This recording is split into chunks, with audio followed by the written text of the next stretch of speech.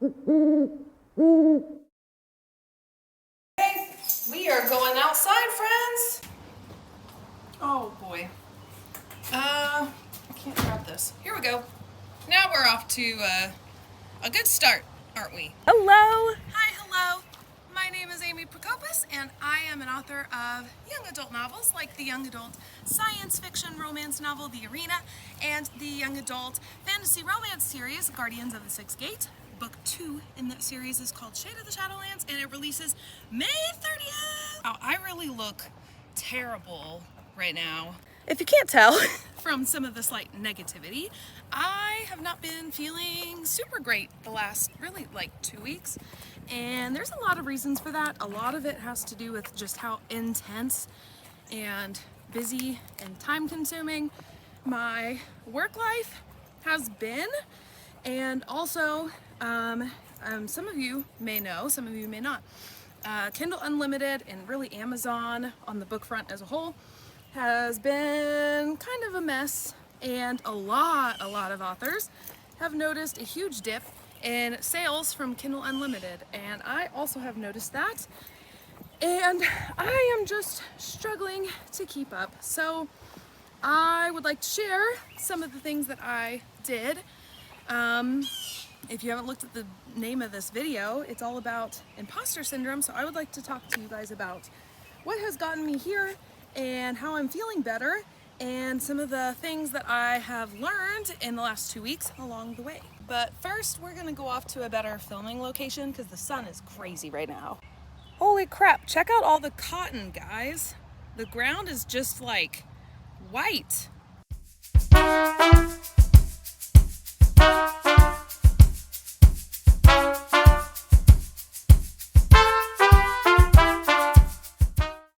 Told you guys that I haven't been feeling super great and super positive. I'm getting a lot of writing done. Don't get me wrong, writing is going well. Book 3 in the Guardians of the Sixth Gate series is just really long, so it's taking me a while to write it, but I'm actually writing a ton of words. So it has nothing to do with writing, except that it does have a lot to do with writing. So anyway, would like to share one of my successes is Guardians of the Sixth Gate, book 1, won an award. It won Best Young Adult Book for the Oklahoma Writers Federation here in Oklahoma for 2023. So that was really exciting. My book won an award. So if you haven't checked it out, go check out book 1 because book 2 comes out super soon. But everything good that has been happening has been overshadowed by all of the negativity that I'm feeling and just the tension and the burnout, the overwork that I'm doing for mostly my day job, but also for writing, trying to keep up, plan and prep for the release of Shade of the Shadowlands on May 30th. And all of that has started to take a toll on me, and it's made it really difficult to see the positives and even more so to see the reality, which gets me into what I have done to make myself feel better. So whenever I feel like this, or I feel like I'm in a rut, or my sales are not what I think I'd like them to be, the biggest thing I do is I just look at what other authors are doing. I look at what they're doing, what is working for them. I look specifically at authors that write in a similar genre to me. What are they doing? What makes them successful? What do their social medias look like even? I do all of that. And so I did a ton of that after I realized I'm feeling extremely burnt out. Not so much in writing, but I'm just feeling really burnt out. I need to make the most out of my time, and I need to figure out exactly what works and do that and not any of this other stuff that's sucking up all of my time. So that is what I did. I went and I looked at Instagram, I looked at TikTok, I looked at YouTube for some of the authors that had it, for all of these authors that are successful. And when I say successful, the goal for me would be like sustaining a living. I'm not looking to get like rich. That's not important to me. Money is not important to me, but I would like to be able to do more of what I really, really enjoy. And so to a degree, with more money comes the ability to write more frequently. And that's the goal. So that's what I did. I looked at the authors who are doing that, who are writing full time. And the first thing I found was that I'm already doing a lot of the same things. I mimic a lot of their social media tactics, and I've changed them up and put my own spin on them. I'm having some success on Instagram lately, and TikTok has had a steady growth all year. And so I'm making strides. I'm not doing terribly. Even my book sales are higher with each book that I release. So even book sales are going really, really well. And it seems like in some ways I'm doing a lot of the exact same things that other authors are. And so I started to think it's got to be the books. It has to be my writing. My books just suck. They're terrible. Well, then I won that award, and I went back to my own philosophies, which is that there is a market for every single book and a reader for every book. I mean, there are some really bad traditionally published books out there that people adore. And so I don't believe that in a bad book. I think that sometimes it's just about finding the reader for your book. And so I started to look at how do I get those people? How do I target those readers? I've been working with a marketing company to try and cater my algorithm on Amazon to start pushing my book out to people who like what I write. And I've been doing a lot of that, and that has been going really far. I'm getting more impressions. More people are seeing my content than ever before. And I am getting more sales. But still, I'm looking at the whole picture and I'm thinking, wow, I'm so burnt out. I cannot sustain this. And that is really what it came down to. And I needed to step back from, because sustainability. And if you, again, going back to education, if you work in the world of education, you know that a lot of what we do right now is not sustainable. We cannot work at 100% of the time, because that makes no sense. You would never sleep. So it got to the point where I had to get real with myself and look at the bigger picture. So when I mean the bigger picture, I mean my entire life, everything on my plate, everything I'm balancing, the reality of all of my wants and desires, my family, and just everything in my sphere. I had to assess that. And when I did that, I came to a couple conclusions. One is I am working around the clock a lot. And two is that I'm making a ton of sacrifices that are not helping my mental health at all. And really, that was the kicker, was I'm starting to sacrifice things that are really important to me, or I'm starting to use so much of my time in trying to make everything happen 100% all of the time, do the most that I can, that I now have no time or energy for the people who I want to devote time and energy to.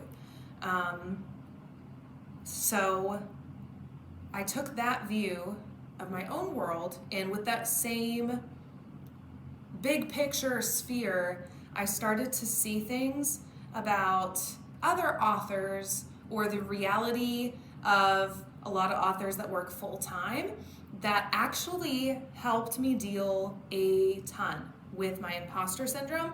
And I wanted to share those with you right now in case you were also experiencing some imposter syndrome, or feeling like you're not doing enough to make the author thing happen, because I can promise you, you are working hard enough.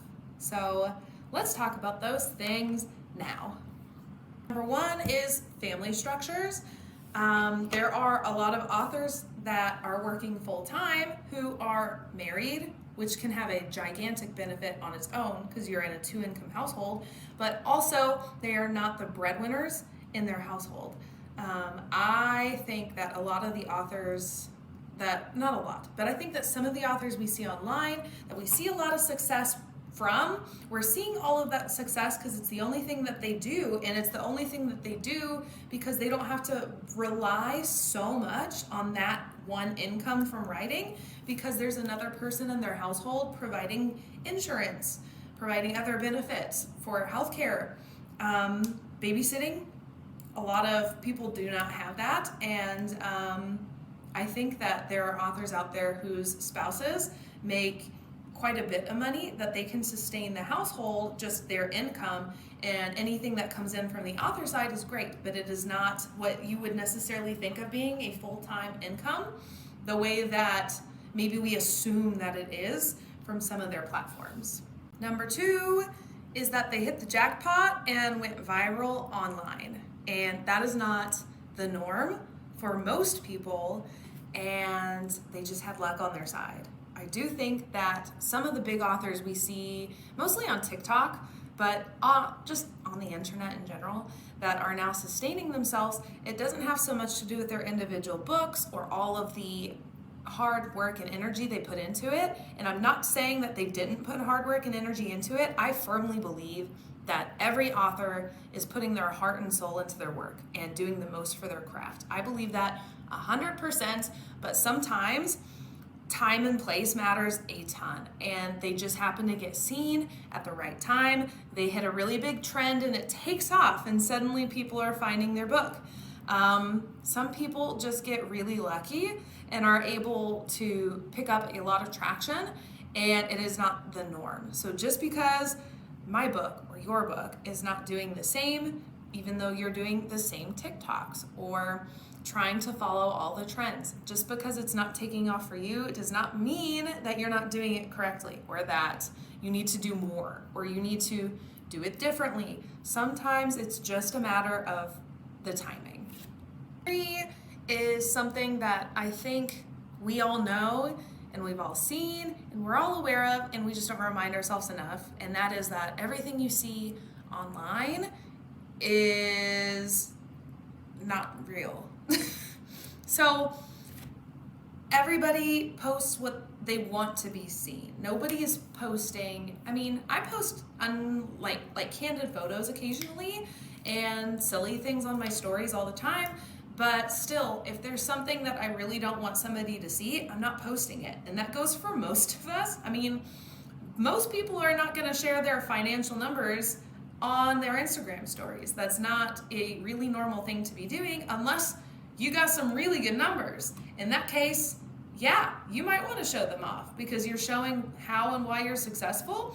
But for most people, we don't do that because what we portray online is fantasy. We want people to see us having a good time. We want people to see the really cool vacation we just went on. I want everybody to see my amazing books, and I want to promote my books using the best version of myself and the nicest picture.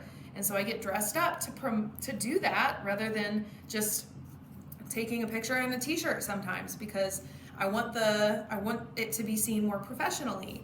Everything online is fabricated to some degree, or at least like the majority of people's posts are fabricated to some degree.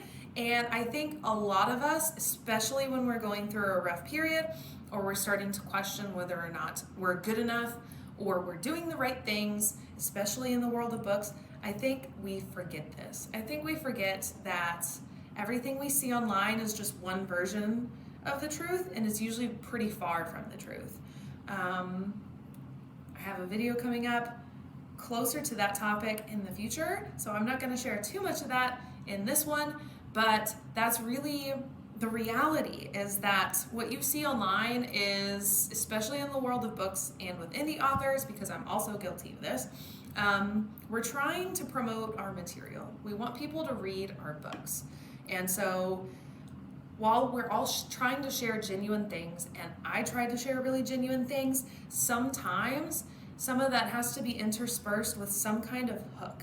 And for some people, that is a really, really pretty Instagram post, or some flashy TikTok, or I don't know. Sometimes it's a thumbnail. It can be a thumbnail on a video.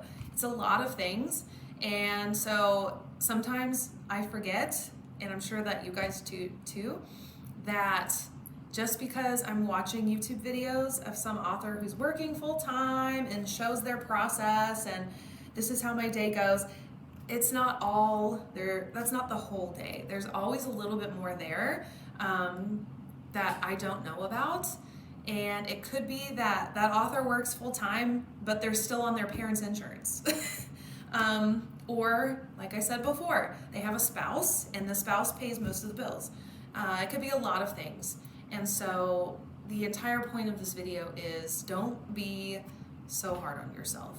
And I feel like in a lot of ways I'm making this video for myself. I don't even know if I'm going to post this video because it's such a mess, and I feel conflicted about some of these things I'm sharing, because I don't want anyone to feel like they're less of an author or they're less of a full-time author because they fit in some of these points, because that's not true at all. The point is that we are all doing the best that we can. We all just want to share the things we love. We love writing. We want to share our stories. We want to share them with people who also love our stories. That's so much fun, connecting with people who like the same things you do. That's a human thing. We all desire that. And so when it comes to imposter syndrome, we're all doing the best with what we have. And that's good enough. That's good enough. I would like to add that the turning point for me was this week when a student came to my office. This is a senior graduating this year, and in senior English they do a year-long project. It's a memory book. And one of the pieces of this memory book is that they have to interview somebody that is an adult that is quite a bit older, and she asked if she could interview me. All of the interview questions were really deep. They were, your basic, normal, run-of-the-mill things that you would ask somebody older than you with some different, some more experience than maybe you have. But my answers were very deep because I found myself really reflecting on those questions, because it wasn't super long ago that I had been in her position and I hadn't reflected on some of those since I was her age. And the question that made me stop, and that was the turning point for me and has been bugging me all week, was if you could go back in time and give your 18-year-old self, or when you were my age, your 18-year-old self, a piece of advice, what would you tell her? And I was stumped. I was stumped because there were so many things I wanted to tell myself. I could have told myself not to do this or do this instead. There were all kinds of things that immediately came to my mind, but then I thought, what does 18-year-old Amy really need to know in her heart to make a difference in the long run? And that for me was to stop doing what's expected of you and start doing what you expect of yourself. And that was the big turning point for me, because I have always had these big dreams and I've been supported in these big dreams, don't get me wrong, but I don't think I've always 100% dedicated to them. I'll go into them and then I pull out 90%. So instead of writing exactly what I want, I tone it down to 90% because I'm afraid that it's not what people expect from me.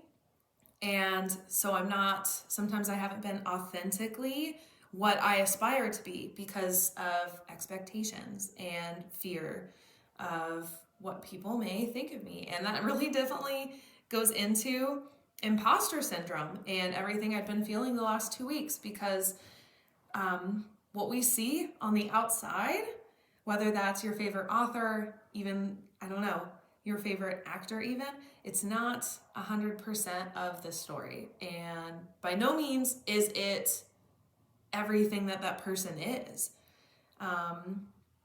So that question has stuck with me ever since. And I think that it would be maybe the number one piece of advice that I would give to anybody. Stop doing what people expect of you and do what you expect of yourself. If this video wasn't too everywhere. Thank you so much for watching this whole crazy random talky video. I hope you enjoyed it. Let me know in the comments if you've ever experienced imposter syndrome. Give me your tips and tricks, things that help you out when you're feeling a little bit low or having a really hard time working through like a slump. Let me know.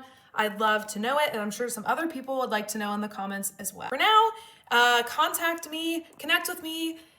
Click the link in the description box for all of my social media accounts. I'm really active on Instagram and TikTok. Find me there. Go comment and we'll talk about books and all the fun things. Also, Shade of the Shadowlands comes out the end of this month, May 30th. If you haven't read book 1, go check it out at Amazon, anywhere you buy books. It's in Kindle Unlimited. It just won an award, so I am really excited with that book. And there is much more to come. I'm currently writing on book 3 that will come out in the fall. And so yes, fun things are in the works for me. Let's stay connected, and I will see you guys in the next one. Bye!